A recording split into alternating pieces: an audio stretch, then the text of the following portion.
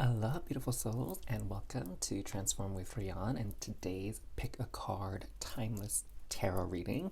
And we're going to be asking the question, who is your future spouse? So we're going to pick up on some important information about them that you should know at this point in time. And it doesn't matter if you've met them, if you think you've met them, or if you have yet to cross paths with them in the physical plane. We're going to find out as much as we can about them here today. So we have three options here. I invite you to take a deep cleansing breath in and out before you make your decision to ground your energy. And whenever you feel ready, take as many breaths as you need, of course. You have the Winter Soldier, Hela, and Emma Frost to choose from. We're going to go ahead and start with the Winter Soldier. Hello there, Winter Soldier group or group number one. Welcome to your reading to find out who is your future spouse. And this reading is designed once again just to give you some important information about them that you need to know right now. So opening it up, we have the Winter Soldier, forever by your side. So the first thing that you need to know today about your future spouse is that they are incredibly loyal. And what I'm hearing is they're so loyal that even if someone is in the wrong, they will still side with that person because they're loyal to them. Okay, that's kind of like the story with the Winter Soldier, and like he was actually brainwashed to be on the bad guy side, and then once the brainwashing was removed, he became a good guy, right? And so that's why I'm feeling that energy of it doesn't matter if you are right or wrong, or their friend or their family member is right or wrong, they will stand by their side regardless. So the loyalty, in a way, almost doesn't really have any strict rules about morality. It's just like, you are my spouse, you are my friend, you are my family, so I'm always behind you. I've always got your back, okay? So that's kind of the vibe that I'm getting from this card to start off with. Now, let's get some tea leaf cards out as well. Okay, here we go. And actually two already came out. So this one fell onto my lap, and we have Harp, Great Happiness, and we also have Teardrops, Great Personal Sorrow. So actually Spirit is telling me this is kind of a combo message, and then I'll draw another one here in a moment. So with this Teardrops and this Harp, what I'm feeling with this energy is that your future spouse is generally very optimistic in nature, okay? That they tend to be more like happy-go-lucky, carefree. They're that type of person that probably is, funny, right? They can make people laugh, they can lighten the mood, but they also have a depth to them that not everyone gets to see, that they've been through certain struggles in their life as well that has caused them sadness. But they're a very private person when it comes to expressing these types of emotions of sadness, maybe grief, depression. I'm hearing that they're okay with expressing anger. It's more like the sadness and regret type of energy that they're not so vocal about, but they're really good at putting on a smile, right? A happy face. Let's kind of see if there's more information about this dynamic that Spirit can share with us. So we have the Nine of Cups and we have the Knight of Swords.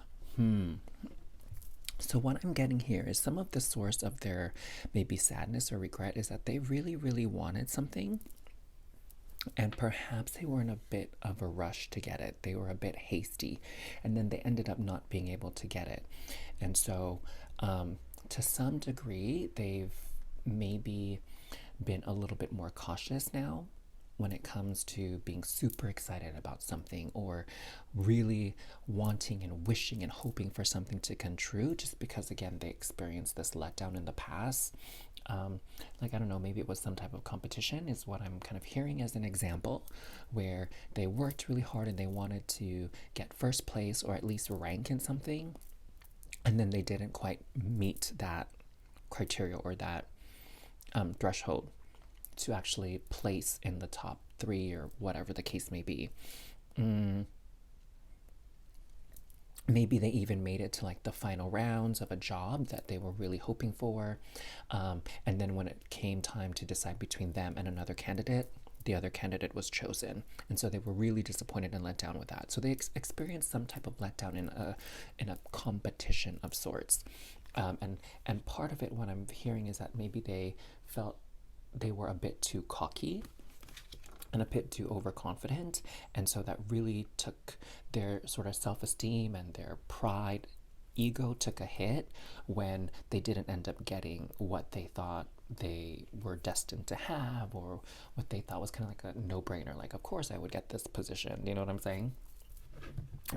So let's see what else we have here.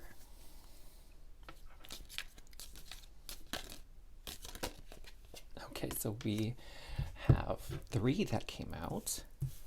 Wow, rose. I actually just put some rose essential oil onto my wrists and my pulse points, like on my neck, even on my foot. Spirit was saying to put it on my foot, like that pulse on the back of your foot or the top of your foot.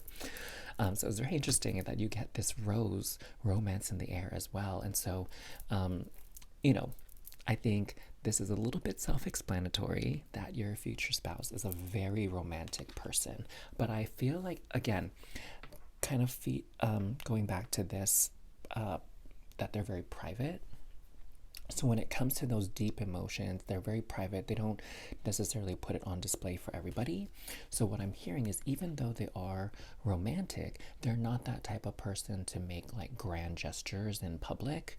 Like what I'm hearing is, for example, a proposal. Like they're not going to do it in front of tons of people or at a big event or in a public space. They're going to do it in private, maybe in your room or in your house, or while you guys are on a hike together and it's just the two of you. So these type of big romantic gestures, they kind of leave it to private personal spaces, like kind of behind closed doors. It's something that they don't want to share with everybody because it's very personal to them. And I think, they're very selective as to who gets to see all sides of them. And one of those people would be you. So we have the month of April. Let's kind of tune into that. I'm going to draw some specific cards to see what significance April has for them. Maybe they were born in April. Maybe you guys meet in April, something like that. That could be one scenario, of course. We also have fly, appear to feel health, depression. Oh, interesting. So perhaps they've had some significant health issues in the past. That could be something like they got into maybe a really scary accident years ago, right? Some kind of scary car accident or motorcycle accident. Working in the healthcare field, I've heard of some of my patients who have had really scary accidents in the past where they were, in the hospital for a while or in rehab, needed to have surgery for broken bones. It could even be that maybe they got really sick with something. Like what I'm hearing is maybe they had really bad asthma attack or something before, and they needed to be hospitalized for a little bit because their lungs weren't working well. I'm also hearing too that maybe they just got really sick with some type of stomach bug or some kind of infectious thing. Like maybe they traveled to places and then they got malaria or dengue fever or whatever. And it got to the point where they're getting so dehydrated that they needed to be in the hospital to get fluids, things like that. So they did have a period of ill health. And I think what I'm hearing from Spirit is that this really gave them a better appreciation for life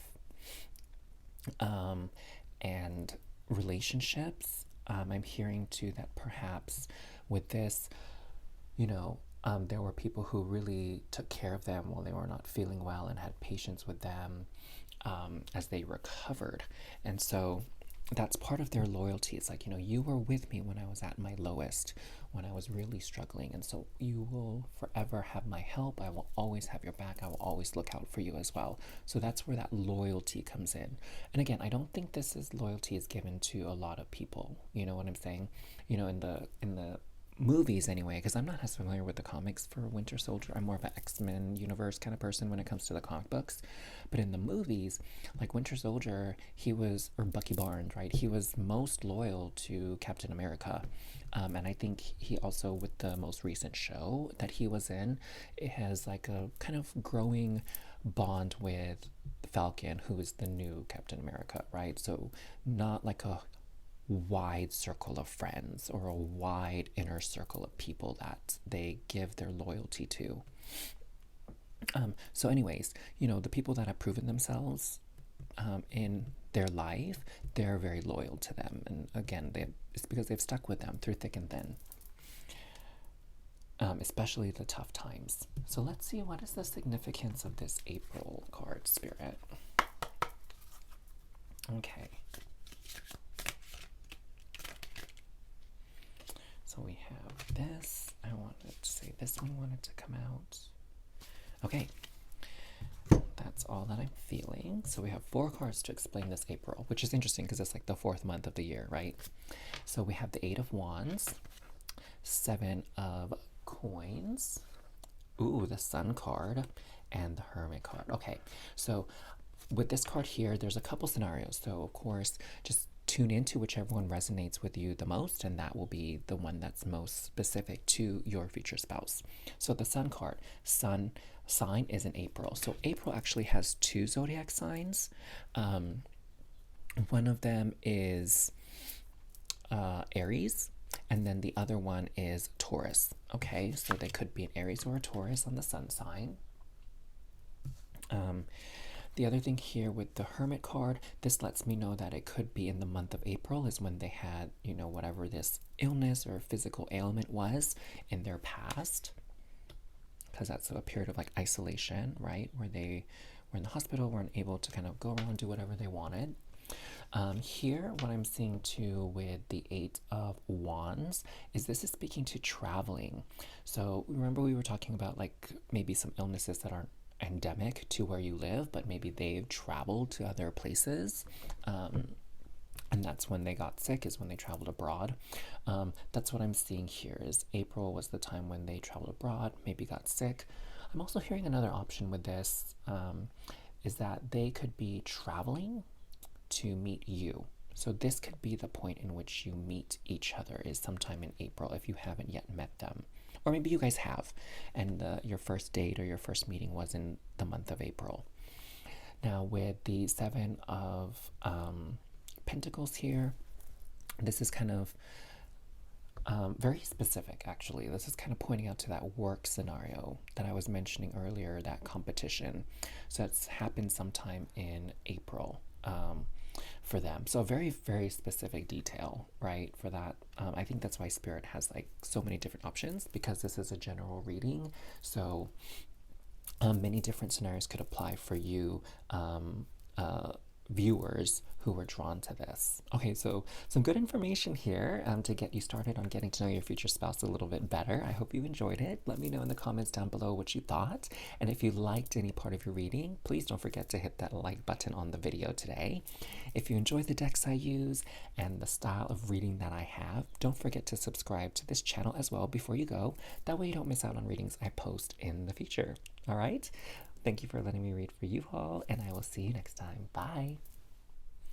Hello there, group number 2, or those of you that were drawn to the Hella card. Welcome to your Pick a Card reading for today, where we find out who is your future spouse. So we'll get to know them a little bit better today from the reading. And what I'm picking up from this Hella card right away when it came out was that your future spouse is often misunderstood. So what's so interesting about this deck in particular is that this is the first printout of this deck, and there was a misprint. This Seize the Day on the Hella card was actually supposed to be on the Captain Marvel card. So what's supposed to be said here is all things must come to an end. So what I'm hearing is that your future spouse is often misunderstood by others, and what I'm hearing is most likely because Hela is considered like a villain in the Marvel universe, even though she is the goddess of death, and death is like a very natural part of the life cycle, right? Like not just physical death, but like the ending of certain things in your life, certain chapters. Like we all grow up and we grow out of childhood. We all, go to school and then we graduate. We all get a job and then we get a new job. We all live in one house and then most of us move to another house, right? Just simple things like that. Like there's always endings in our life. And so what I'm hearing is that your future spouse is often maybe mislabeled as a bad person or misunderstood. Like people don't really see that what they're doing, there's nothing wrong with what they're doing. It's just maybe not like the popular opinion. Do you know what I'm saying? But they're still doing what's right and what feels appropriate to them, which is not wrong. Okay? I hope I'm making that pretty clear. It's almost like what I'm hearing is, if you're familiar, this is one of my favorite stories of all time, Pride and Prejudice. Let me know if you know about it. I feel like I've watched almost every iteration of Pride and Prejudice in the past, 20 years or so. But this energy is almost like a Mr. Darcy, right? Where Elizabeth and maybe some other people think Mr. Darcy is like a jerk and is like so insensitive and rude and self-centered, that kind of thing. But like Mr. Darcy does a lot of good deeds behind the scenes. He just doesn't like make a big fuss about it. And Mr. Darcy is always very like straightforward and honest when he's asked. He's not that type of person that just throws his business all out in the streets and kind of speaks out of turn. But, he doesn't lie when someone asks him something. That's kind of my impression of Mr. Darcy. And I feel like this is your future spouse, right? That I hear that they're generally a pretty quiet person, but they're also very assertive. They're not that type of person that's going to get bullied or pushed around. They're definitely not like a yes man or a yes woman where they just like, oh, whatever you say, like, I'll go along with it, I'll do it. Like, no, if your future spouse doesn't feel right about it and they don't like it, they're not going to take part of it, and it's going to be very clear. And sometimes, when it comes to kind of like popular opinion or the group consensus, they might not agree with what the group is doing or how the group should approach something, and they're not going to be shy to say that, and that might lose them some popularity points, if you get what I mean, right? So I feel like your future spouse is not a very popular person, but what I'm hearing is actually they're a very reliable person. You can count on them to do their part. You can count on them to do the responsible thing. And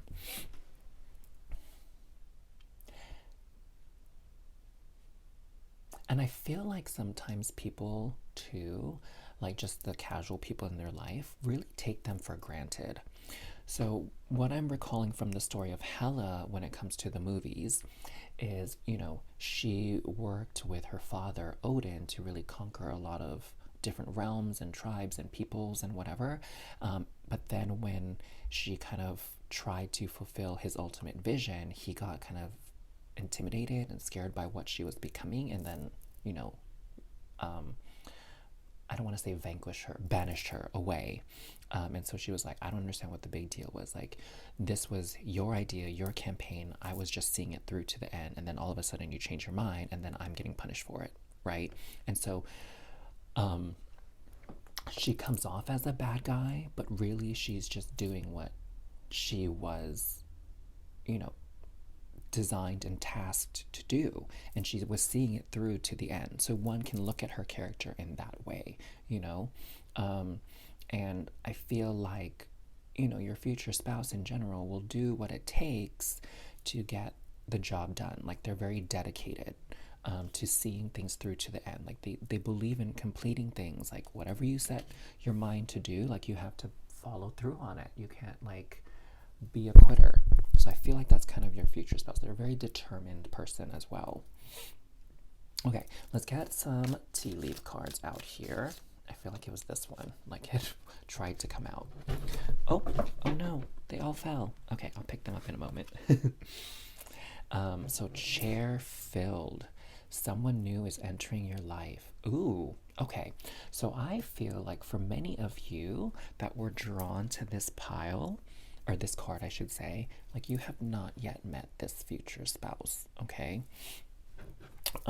So it's not anyone you know in your life. If you feel like that's not true for you, then you probably want to check out one of the other readings, and you might have already sensed that when I was describing this Hella persona.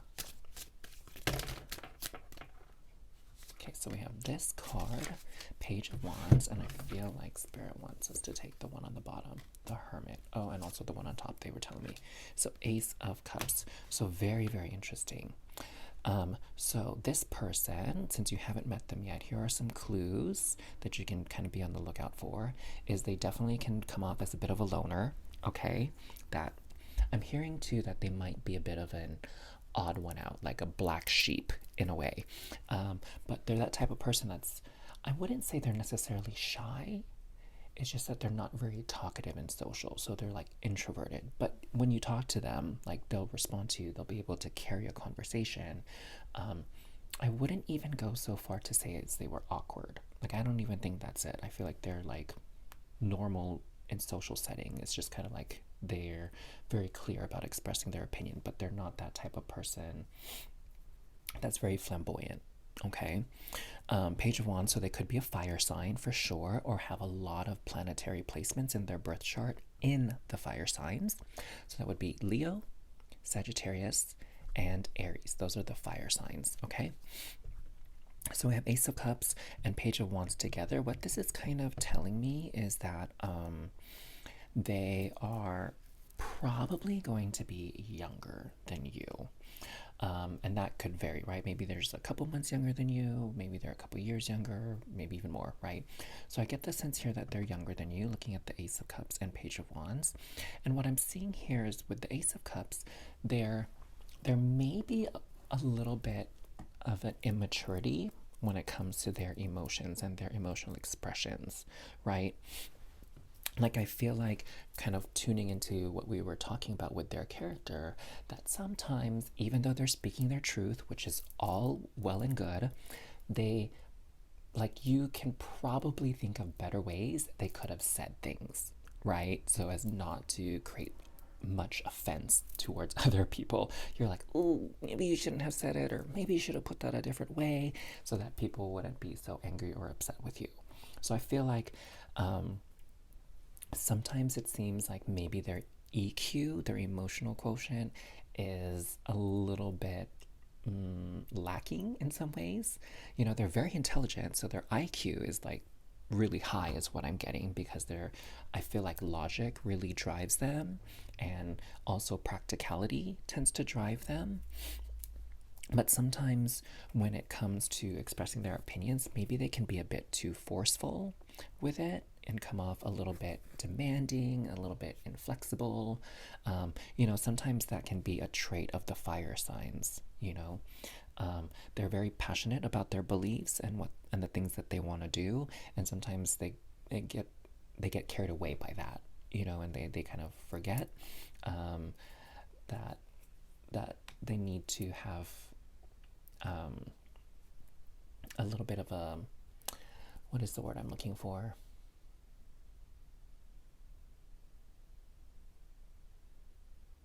A little bit of sensitivity. There you go. They need to be a little bit more sensitive to other people and how they may view things.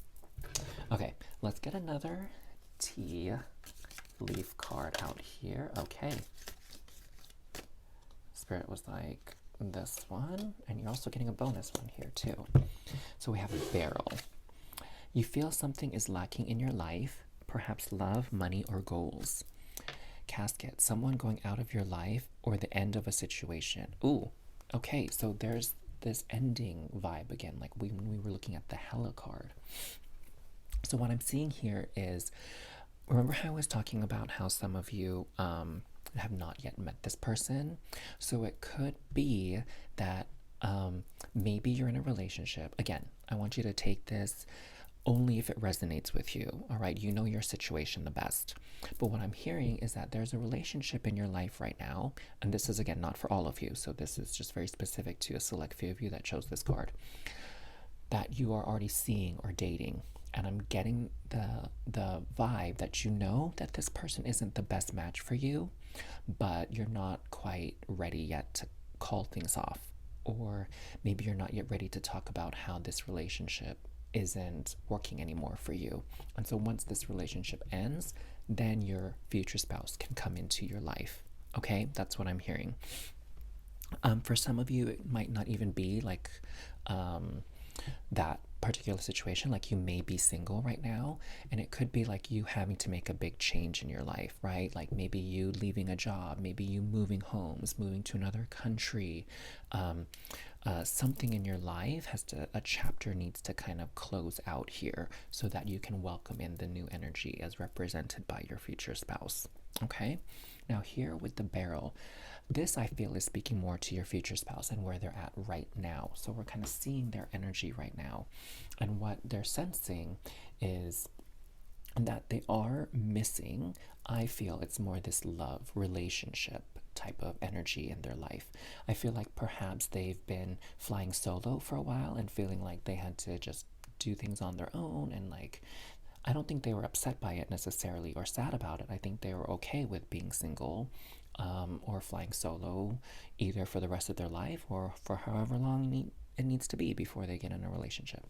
I felt like for a while being in a relationship was not one of their big goals. Like maybe they were focused more on career or building their wealth or whatever.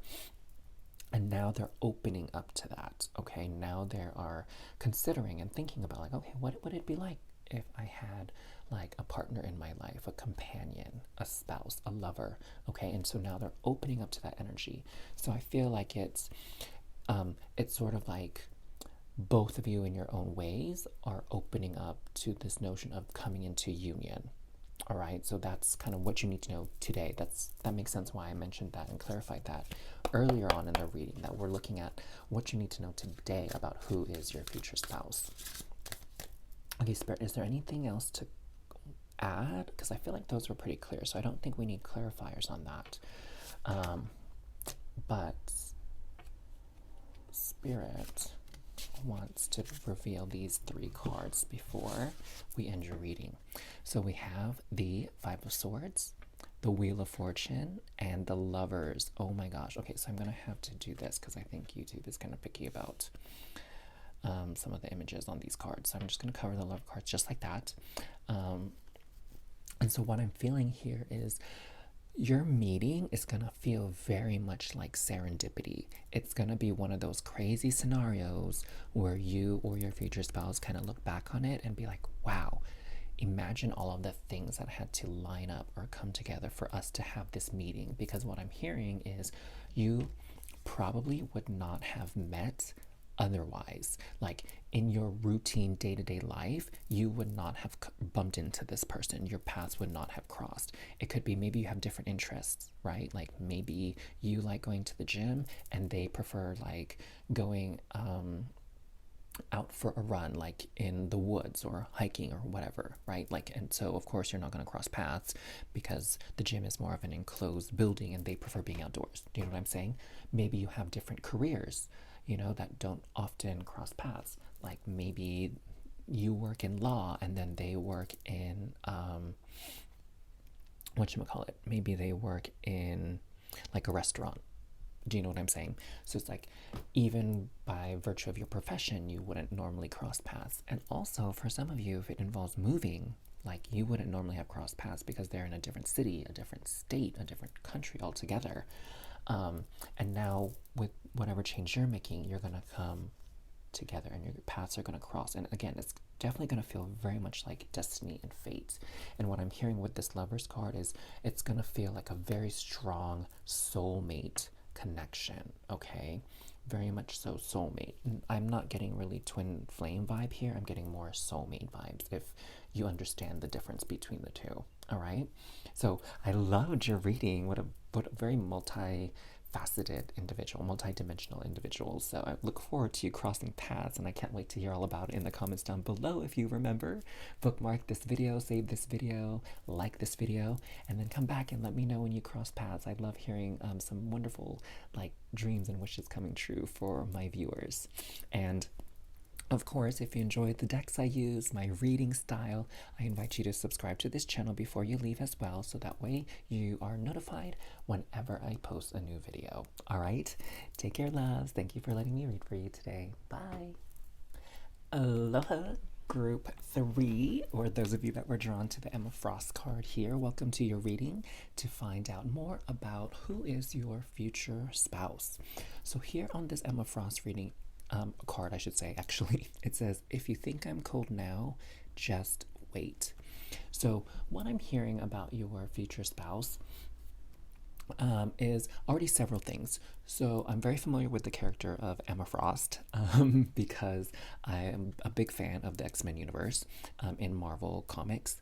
And Emma Frost, so she was originally a telepath, someone who could read minds, you know, do psychic attacks on people, things like that. But she also then developed this secondary mutation where she could go into this diamond form. And when she's in her diamond form, she doesn't have access to her telepathic abilities, but she also, people can't really read her mind. She's like kind of like a Fort Knox or a impenetrable vault, and people can't attack her psychically.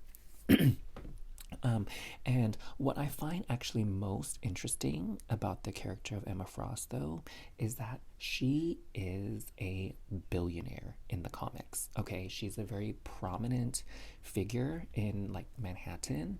She's known for her beauty. She's known for being a great businesswoman. And so what I'm hearing about your future spouse is that most likely they're in business, okay? Business, finance, maybe they run their own business is what I'm hearing as well. It seems very likely for many of you. Again, general reading and all, right? So not everything will resonate. But I'm also hearing too that even if your future spouse isn't necessarily in business or runs their own business, their finances are actually really good. So this is someone who was really good with financial planning and knows how to manage their money. And so they're quite well off. You know what I'm saying? Financially. Part of it too could maybe be that they come from a family that has built up wealth over the generations. So it could even be that case for them as well, that they've had at least a very good life materialistically, and where they never really had to want for anything like clothing, food, shelter. At least in that regard, they live a very comfortable life. Okay, but you know, not everything is so black and white, and maybe it could be that they had some, you know, social issues. Maybe they were bullied or teased, or maybe they don't have the best relationship with some of their family members. Like everyone has a specific struggle in life, right? But in the case of your future spouse, money is not one of their struggles. Now, the other thing that I'm sensing with Emma Frost, and what maybe some people don't realize as much about her because they focus more on her, like, is she a good guy now or a bad guy now, and what kind of tricks and are up her sleeve right now, whatever. But what's also really pretty amazing about Emma Frost is that she's an excellent leader, okay? She I would say, like, as I got to know her as a character, it became very obvious that everything that she does, sometimes it may seem kind of selfish or self-serving, but really, she's evolved into this prominent figure amongst mutant kind where she really wants to do what's best for her people, for mutants around the world, you know, who have been hunted and persecuted and mistreated, and thrown out of their homes, you know, whatever, things like that. And she really wants to better mutant kind standing in the world. And so a lot of the things that she does is to serve that bigger goal. And sometimes, you know, people might not agree with what she's doing, but she's doing it for the people, okay, and making those tough decisions. And so I feel like that makes her a great leader, where, you know, I feel like leaders, you know, for better or worse, are often put into a position where they have to make some very tough choices, you know, that can potentially hurt a lot of people, but in the end, it's for the greater good. And so I feel like that's maybe the energy that your future spouse tends to have, where they do make a lot of tough decisions that affect people in a negative way. But if they didn't make this decision, more people could be suffering, you know? Um, I'm hearing, like, as I was saying that your future spouse could also be an Aquarius, or they might have some very significant planetary placements in the sign of Aquarius. Okay, so let's get some more information about your future spouse. They already sound like a very interesting character, a bit mysterious. I'm feeling this vibe of like they have this public persona, and maybe they're kind of like a public figure. And some people really can't read them very well, and it's kind of like they play their cards really close to their chests. And I feel like that's maybe a trait that a lot of people in business have, where they don't just like blabber everything out. I know some people like who run restaurants, for example. It's like they have their trade secrets, their recipes that they don't let anybody know about, right? That makes their food so delicious. So I'm really getting that, even though a lot of people know who your future spouse is and they're a public figure, that they also don't know who they truly are, like personally speaking. Okay, what else? We have July here, and we have Target, a goal-oriented person. Oh, I feel like this definitely supports what we were talking about earlier, with your future spouse being, again, like looking at the bigger picture. That tends to be their sort of perspective on life, is what is the bigger picture here, and how can this help me achieve my goal, right? And they're very strategic. All right, they don't do things just kind of willy-nilly. I don't even get the vibe that they're that type of person like me, and maybe some of you that are very woo-woo and in tune, and we're just like, I'm just gonna go with the flow and just go where spirit guides me and leads me. Like, I don't get the vibe that your future spouse is like that at all. I'm very much feeling like they're a very logical, pragmatic person, and they always have some type of plan. Okay, probably multiple plans. They have like a plan A, and then they have a plan B, C, D, right? Their mind is constantly working. Now let's find out what this July card is all about. Okay, Holy Spirit was like, those two will help explain it for us. Okay, so we have the Three of Wands, and we have the Seven of Wands. So what I'm hearing is these are probably first message coming through is that the 3rd of July and the 7th of July are very important dates for them. Now, that is not when Aquarius season is, so it could be some other date. Again, maybe they're not an Aquarius, maybe they are a Cancer. Okay, that could be their sign, and then maybe like their moon or their rising is an Aquarius. So that could be one possible configuration of their birth chart. The other thing that I am getting here is that they are pretty hardworking. So, we were talking about this goal-oriented person, and with the Three of Wands, that's really all about setting goals. It's all about keeping your eye on the prize, and it's all about like working towards achieving something and not being intimidated or scared or, reluctant or anything like that. Like, this is someone who's very driven, right? Like, look, this person is missing part of their limb here, but it's not stopping them, right? They adapted by getting these walking sticks, and they're going to keep on keeping on. And their back is turned to us, so they are focusing on the future. They're not stuck in the past.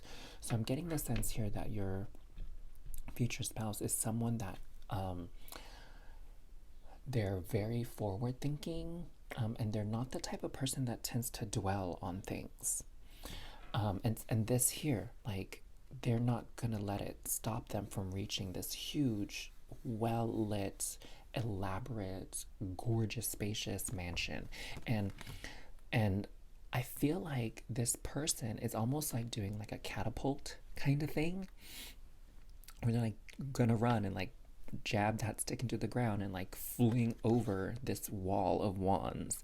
So I feel like your future spouse at times can be actually very daring when it comes to working towards their goals. And that could be why they're so successful, because a lot of the most successful business people that I know, they're people who take risks, they're people who take chances, they're people who make very bold moves. And I feel like, how bold a move can it be to like catapult over a wall? Do you know what I'm saying? So I feel like your future spouse definitely is not discouraged by obstacles. Like, it doesn't really worry them or freak them out. They're just like, I'm going to keep moving forward. Like, I'm going to overcome any obstacle or any trial. Like, I got this. So there's a confidence to them as well, and a self-assuredness to them, which I think is actually a very important trait to have in business, to be honest with you. You have to be very, very confident and not second guess yourself. And I feel like Emma Frost is that type of character. Okay, let's see what else. We have kite vacation. Ooh, okay. So what I'm seeing here with this is your future spouse, like, they work hard, clearly, but they also play hard. I feel like they do enjoy their time off. They do enjoy the fruits of their labor.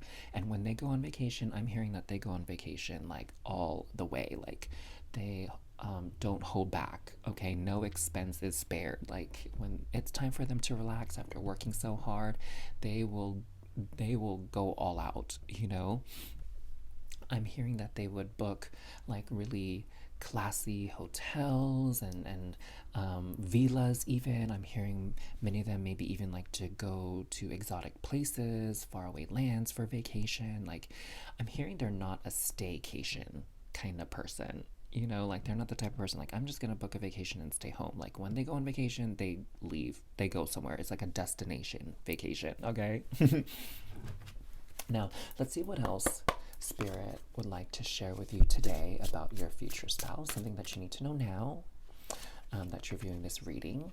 So we have the Hanged Man. I feel like this one, and then there's another card specifically to pull out. Good, I got it. Okay. So we have Hanged Man. Oh my gosh, Two of Cups, and the Lovers again. Okay, so your future spouse, I don't think this is the case for everybody, especially, people who get maybe married multiple times in their life. But what I'm hearing is with the Two of Cups coming in with the Lovers, this is literally like your soulmate. I'm hearing that your future spouse, this person that I'm describing, you have been together in many, many different lifetimes. And your relationship has taken on many different forms. Just think of all the stories and tropes you see in romantic movies. It's like, enemies to lovers, that story, right? And then we have like high school sweethearts, that kind of storyline. We have like rich person, poor person, that kind of storyline.